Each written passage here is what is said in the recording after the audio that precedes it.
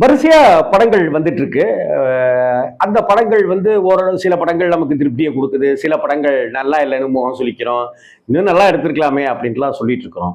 ஆனா சமீப காலங்கள்ல கடந்த ஒரு 3-4 வருடங்களாகவே பார்த்தீங்க அப்படின்னு சொன்னாக்க காமெடிங்கிறது வறட்சியாகவே இருக்கு இல்லையா? வணக்கம் நண்பர்களே. இன்னைக்கு வைகை புயல் வடிவேலு அவர்களை பத்தி தான் ஒரு விஷயம் சொல்லணும் அப்படின்னு ஆசைப்படுறேன் நான். வைகை புயல் வடிவேலுக்கு பிறகு அந்த இடத்தை நிரப்புறதுக்கு, அதாவது வடிவேலுனுடைய இடத்தை நிரப்புறதுக்கு இன்னும் இனிமே யாருமே பிறக்கல.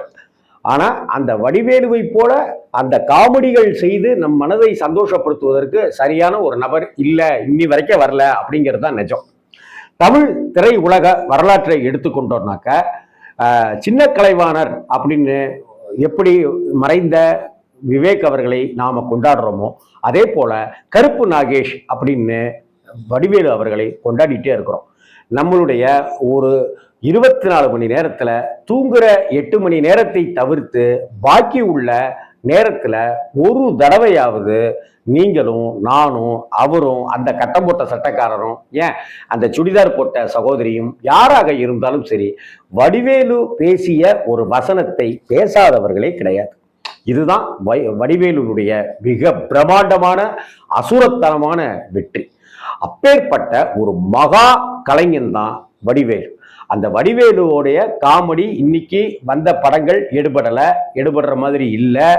வடிவேலு வந்து பழைய அந்த ஃபார்முக்கு வரல அப்படிங்கிறதெல்லாம் தாண்டி இன்னைக்கும் நம்ம மனசுல இருக்கிறது வடிவேலு அவர்களுடைய காமெடிகள் தான். அதற்கு அப்புறம் நம்ம நினைச்சு சிரிக்கும்படியாகவோ சொல்லி சொல்லி பூரிக்கும்படியான நகைச்சுவை இல்லைங்கிறது தான். சரி, அந்த வடிவேலு அவர்கள் மதுரையை பூர்வீகமாக கொண்டவர்னு நம்ம எல்லாருக்குமே தெரியும். மதுரைக்கார பைய, பாசக்கார பைய அப்படிங்கிற அந்த லிஸ்ட்ல நம்ம வடிவேலு அண்ணனுக்கு முக்கியமான ஒரு இடம் உண்டு. அங்க வடிவேலு அவர்கள் சாதாரணமா ஒரு கண்ணாடி ஃப்ரேம் போடுகிற சட்டமிடப்பட்ட கண்ணாடி படம் இருக்குல்ல, சாமி படம், இறந்தவங்க படம், நம்ம படம், கொடைக்கானல் எடுத்த படம்னு அந்த மாதிரி படங்களை கொடுத்துட்டாக்க அதுக்கு சட்டமிடுகிற வேலையை செஞ்சிட்டு இருந்த ஒரு சாதாரண ஆள் தான். 3 வேளை சாப்பிட்றதுக்கு 3 நாள் சம்பளம் வாங்குற அளவுக்கு ஒரு ஏழ்மையான குடும்பத்தை சேர்ந்தவர் தான் வடிவேல். ஆனா சங்கடங்களையோ சோகங்களையோ அவமானங்களையோ காசு பணம் இல்லைங்கிறதையோ பத்திலாம் நினைக்காம வர்றவங்களை எல்லாத்தையும் சிரிக்க வச்சுட்டே இருப்பார். ஒரு 10 பேர் நிக்கிற இடத்துல வடிவேலு மதுரையில நின்னாரு அப்படின்னாக்க அங்க எல்லாரும் சிரிச்சுட்டு தான் இருப்பாங்க.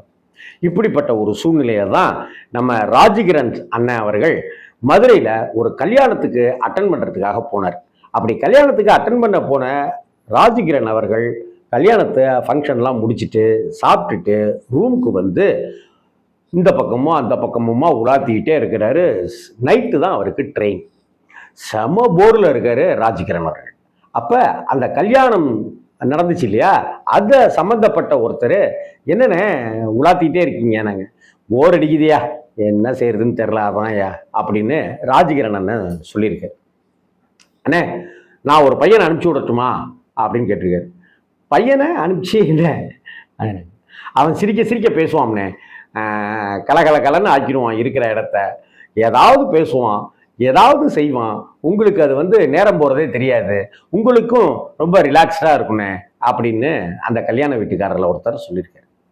அப்படியா, சரி வர சொல்லுங்க அப்படின்னு இருக்காரு. சரி, ஏன் இதை தட்டி கழிக்கணும், சரி யாரோ ஒருத்தங்க ஒரு பேச்சு துணைக்கு இருக்காங்க, ரைட்டு வரட்டும் அப்படின்னு ராஜகிரண் அவர்கள் சரின்னு சம்மதம் சொல்ல அடுத்த 20 நிமிடத்தில் கொண்டு வந்து அவரை இறக்குறாங்க. அவர் தான் வடிவேல். வாங்க தம்பி, உங்கள் பேர் என்ன? அண்ணே வடிவேல்ண்ணே. அப்படியா, என்ன பண்ணுறீங்க? அண்ணே இந்த ஃப்ரேம்லாம் போடுற வேலை இருக்குல்லண்ணே, சட்டம் போடுறது, ஃப்ரேம் போடுறது படத்துக்கு, அதெல்லாம் அந்த வேலை பண்ணிட்டு இருக்கேனே அப்படின்னு சொல்லிட்டு, எங்கள் வீடு விவரம் சொல்கிறார், கடை எங்க விவரம் சொல்கிறார். அதுக்கப்புறம் பேசியதெல்லாம் வடிவேலு, சிரித்து கொண்டிருந்ததெல்லாம் ராஜகிரண் சார். வடிவேலு பேச பேச பேச பேச, அண்ணே எங்க வீட்டுக்கிட்ட ஒரு கிளவி இருக்குண்ணே, அது என்ன தெரியுமாண்ணே பண்ணும் அப்படின்னு செஞ்சு காமிக்கிறார். அண்ணே எங்க வீட்டுக்கு எங்க கடைக்கு ஒருத்தன் படம் போடுறதுக்கு கொடுத்துட்டு ஃப்ரேம் போடுறதுக்கு வந்து வாங்குறதுக்கு வந்தாம்னே, அப்ப என்ன தெரியுங்களா நடந்துச்சு அப்படின்னு சொல்லி அங்க வந்த நபர் எப்படி பேசினாரோ அப்படியும், கடை முதலாளி எப்படி பேசினாரோ அப்படியும், இவர் அதுக்கு பதில் என்ன சொன்னாரோ அப்படின்னு 3-4 விதமா வடிவேலு பேச பேச பேச பேச சிரிப்பு அடக்க முடியாம வயிறு வலிக்க, வயிறு விழா எலும்புகள் நோக சிரிக்கிறார் ராஜகிரண். அதுக்கப்புறம் பல மணி நேரங்கள் இப்படியான சந்திப்பு நடக்குது. அதுக்கப்புறம் கிளம்பும்போது நான் யாருன்னு தெரியுதுல்ல அப்படின்னு சொல்லி கேட்குறாரு. அண்ணே என்னண்ணே உங்களை தெரியாமலா? நல்லா தெரியும்ண்ணே, நீங்கள் பட கம்பெனி வச்சிருக்கிறீங்க, அதெல்லாம் தெரியும்ண்ணே எங்களுக்கு அப்படின்னு சொல்லிட்டு வரம்னே அப்படின்னு சொல்லிட்டு வடிவேலு கிளம்பி போயிட்டாரு. ராஜகிரண் அவர்களுக்கும் ட்ரெயினுக்கு நேரம் ஆயிடுச்சு, கிளம்பி சென்னைக்கு வந்துட்டார். அதை அடுத்து பல மாதங்கள் கழித்து, ஒரு 8-9 மாதங்கள் கழித்து அவர் ரெட்சன் ஆர்ட் கிரியேஷன்ஸ் மூலமா ஒரு படத்தை எடுக்கிறாரு. அதை அவரே நடிக்கிறதாகவும் முடிவாகுது. அந்த படத்துல 2 சீனுக்கு ஒரு கிராமத்து முகம் கொண்ட ஒருத்தர் இருந்தா நல்லா இருக்கும் அப்படின்னு ராஜகிரண் சாருக்கு தோணுது, கஸ்தூரி ராஜாவுக்கு தோணுது. கஸ்தூரி ராஜா கிட்ட இந்த மாதிரி நான் ஒருத்தரை பார்த்தேன், அவரை வர சொல்லுவோமா அப்படின்னு சொல்ல, மதுரையில கல்யாணத்துக்கு போயிருந்தார் இல்லையா ராஜகிரண் சார், அந்த கல்யாண வீட்டுக்காரங்கள்ட்ட பேசி திண்டுக்கல்ல தான் ஷூட்டிங் நடக்குது, அந்த பையனை அள்ளி போட்டு கொண்டு வாங்கப்பா அப்படின்னு ராஜகிரண் சார் சொல்ல, அடுத்த 4 மணி நேரத்துக்குள்ளார அவரை பிடிச்சி கிடிச்சு நேரா மதுரையிலிருந்து திண்டுக்கல்ல கொண்டு போய் இறக்கி விட்டாங்க வடிவேலுவை.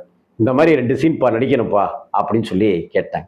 2 சீன் அப்படின்னோடனே அந்த 2 சீனை நடிச்சுட்டு அண்ணே நான் வரம்னே அப்படின்னு வடிவேலு சொல்ல, கொஞ்சம் இருப்பா அப்படின்னு சொல்லிட்டு நீ இரு நான் கூப்பிடுறேன் அப்படின்னு ராஜகிரண் வடிவேலுவை பார்த்து உட்கார சொல்லிட்டாரு. கஸ்தூரி ராஜாவை தனியாக அழைச்சிட்டு போய் இந்த பையன்கிட்ட ஏதோ விஷயம் இருக்கு, நாம இந்த சீனை எப்படி எடுக்கலாம்னு நினைச்சிருந்தோமோ அதை விட அதிக பலத்தோட அதிக சுவாரஸ்யத்தோட இவன் நடிச்சு கொடுத்துருக்கான், அதனால அந்த அவன் வர சீனை வந்து இன்னும் கொஞ்சம் நீட்டிச்சு பண்ணலாமா, கொஞ்சம் டெவலப் பண்ணலாமா அப்படின்னு ராஜகிரண் சார் சொல்ல, கஸ்தூரி ராஜா சாரும் ஆமோதிக்க, அதுக்கப்புறமா நீங்கே இருப்பா அப்படின்னு சொல்ல, அந்த படத்துல ஒரு 8-10 சீன் வர மாதிரியும் ராஜகிரண் கூடவே வர மாதிரியும் போடா போடா புண்ணாக்கு போடாத தப்பு கணக்கு அப்படிங்கிற அந்த பாட்டுக்குள்ளாரையுமா வடிவேலுவை வர வச்சாரு ராஜகிரண் சார். இதையெல்லாம் ராஜகிரண் சார் பாலகுமாரன் சாருக்கு ரொம்ப நெருக்கமானவர். அவர் பாலகுமாரன் சாரை எழுத்தாளர், எழுத்து சித்தர் பாலகுமாரன் சாரை தன்னுடைய குருநாதராகவே போற்றி கொண்டிருப்பவர் ராஜகிரண் சார். அவர் இந்த விஷயத்தை ஒரு தருணத்தில் சொல்றார். அப்படி சொன்னதுல நான் வியந்து பார்த்தது என்ன அப்படின்னு சொன்னா, நான் தான் தமிழ் சினிமாவுக்கு வடிவேலுவை அறிமுகப்படுத்தினேன் அப்படின்னு எந்த கர்வமோ அலட்டலோ ராஜகிரண் அண்ணன் கிட்ட இல்லை. அதே போல தன்னால வளர்ந்துட்டான்லாம் நினைக்காம வடிவேலு அவனுடைய திறமையால வளர்ந்தான், அடுத்தடுத்து தன்னுடைய திறமைகளை வெளிக்காட்டி வளர்ந்தாங்கிறத பூரிப்போட சந்தர்ப்பம் கிடைக்கிற தருணத்துலலாம் ராஜகிரண் சொல்லிட்டு இருக்கிறாருங்கிறதும் நாம் இங்க பார்க்க வேண்டியிருக்கு. இதே போலதான் வடிவேலு அவர்களும் கூட ராஜகிரண் அண்ணன் தான் இங்க கூட்டிட்டு வந்தாரு. அந்த படத்துல 2 சீன் கொடுத்தாரு, அப்புறம் 8-10 சீன் கொடுத்தாரு. அதுக்கப்புறம் அவங்க ஆபீஸ்லயே என்னைய தங்க வச்சுக்கிட்டாரு, தொடர்ந்து அங்கேயே இருறா அப்படின்னு சொல்லிட்டாரு. அடுத்த படத்துலையும் வாய்ப்பு கொடுத்தாரு. அப்படியே கொஞ்சம் கொஞ்சமா வாய்ப்புகள் வர ஆரம்பிச்சுது எனக்குன்னு வடிவேலுவும் பல மேடைகள்ல சொல்லியிருக்கிறார். ஆனா இதுல ஒரு சுவாரஸ்யம் பாருங்க, ராஜகிரண் ஒரு சினிமா கம்பெனிக்காரரு, தயாரிப்பாளர், படங்கள்லாம் எடுத்துட்டு இருக்காரு, ராமராஜனை வச்சுலாம் நிறைய படம் எடுத்துட்டு இருக்கிறவர்னு தெரிந்திருந்தும் கூட சினிமா ஆசை கொண்ட வடிவேலு அண்ணே எனக்கு ஒரு வாய்ப்பு கொடுங்கண்ணே அப்படின்னு கேட்கல. அதே போல வடிவேலுவை பார்த்த மாத்திரத்திலேயே உனக்கு ஒரு வாய்ப்பு தரண்டா அப்படின்னு சும்மா ஒரு சமாதானத்துக்காகவோ அப்படியோ ராஜகிரண் அண்ணனும் சொல்லலை. ஆனால் காலம் யாரையும் கைவிடாது. திறமை இருப்பவர்கள் தோற்று போனதாக சரித்திரமே கிடையாது. அதனாலதான் 8-9 மாதங்கள் கழிச்சும் கூட வடிவேலுவை ராஜகிரண் அண்ணன் சந்தித்து 8-9 மாசம் ஆன பிற்பாடும் கூட அந்த பையனை கூப்பிடலாமே அப்படின்னு சொல்லி அவருக்கு தோணி இருக்கு அப்படின்னா அதுதான் கடவுளுடைய சக்தி, அதுதான் திறமைக்கு கிடைத்திருக்கிற மரியாதை. வைகை புயல் வடிவேல் அண்ணனுக்கு கிடைச்சிருக்கிற அவருடைய திறமைக்கு கொடுக்கப்பட்டிருக்கிற நற்சான்றிதழ். இதைதான் ஆரம்ப புள்ளி. இதை யாரும் தடுக்கவே முடியாது. திறமை இருந்துச்சுன்னா நிச்சயம் ஜெயிக்கலாங்கிறதுக்கு, திறமை இருந்துச்சுன்னா நிச்சயம் வாய்ப்பு கொடுக்கப்படும் அப்படிங்கிறதுக்கு ராஜகிரண் அண்ணனும் வைகை புயல் வடிவேல் அண்ணன் தான் சாட்சி. இந்த வீடியோ உங்களுக்கு பிடிச்சிருந்தா லைக் பண்ணுங்க, கமெண்ட் பண்ணுங்க, ஷேர் பண்ணுங்க. வடிவேலு அவர்களுடைய எந்த வசனம் நீங்க அடிக்கடி பேசுவீங்க அப்படிங்கிறதையும் இந்த கமெண்ட் பாக்ஸில் பதிவு பண்ணுங்க. நிறைய பேருக்கு அது ஒரு சுவாரஸ்யத்தை கொடுக்கும். ஓகே, வணக்கம்.